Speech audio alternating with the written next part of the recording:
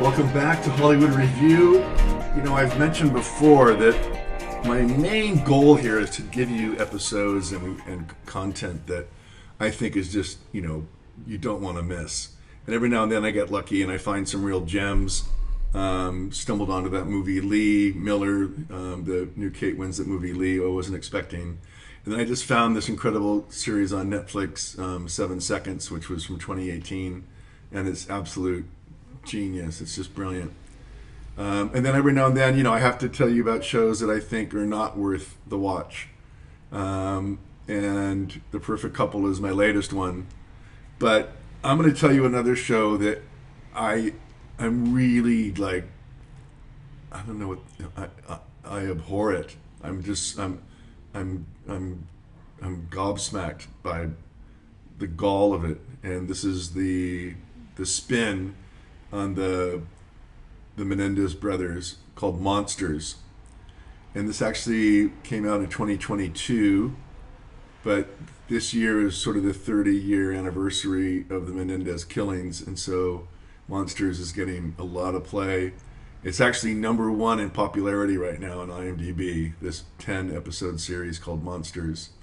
And Javier Bardem is the biggest name in it. A couple of good-looking young guys are playing Lyle and Eric Menendez, and IMDb's given it a 7.9 out of 10 so far. And maybe to be fair, all I can tell you, it's like, well, actually, I think it's atrocious. I think they're exploiting the Menendez brothers. After you watch the Menendez brothers documentary, I think you'll see like the truth of their lives. And this is just a complete fabrication, a complete exploitation, a complete ripoff. They sold Netflix 10 hours of content that's just all false. It's all baby oil and six packs and two guys that are out of control, egotists. And if you watch Monsters, it looks like they did do it for the money.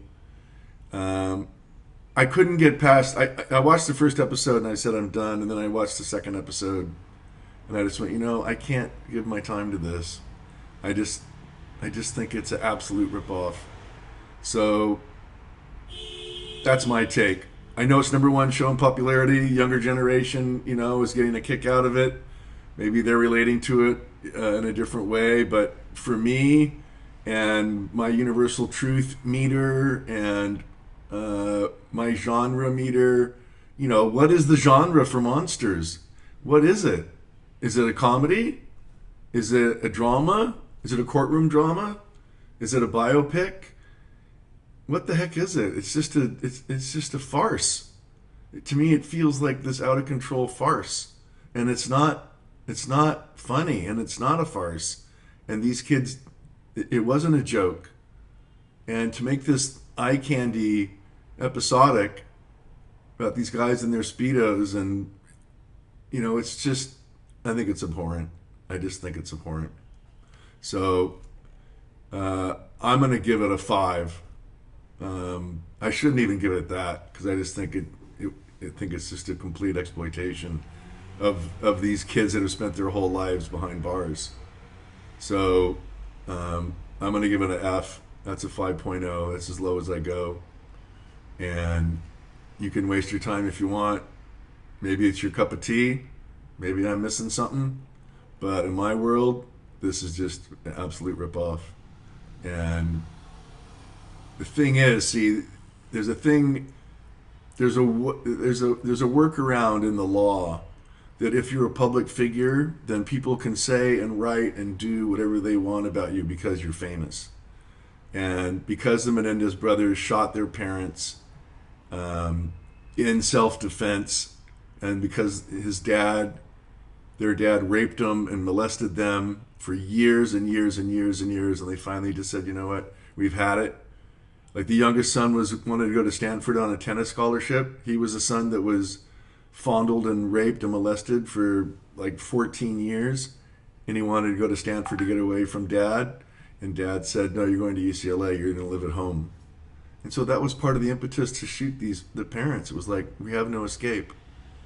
And anybody that knows about the shame of sexual molestation, you just feel so dirty, you just want to commit suicide in any case.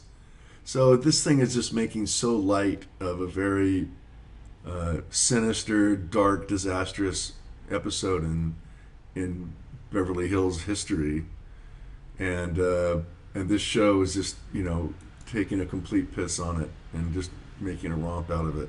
So I'm not in favor. You know, I gave it a go. It's like, this smells like a rat, and it looks like a rat, and it quacks like a rat. So I'm going to give it a 5.0. You can decide for yourselves.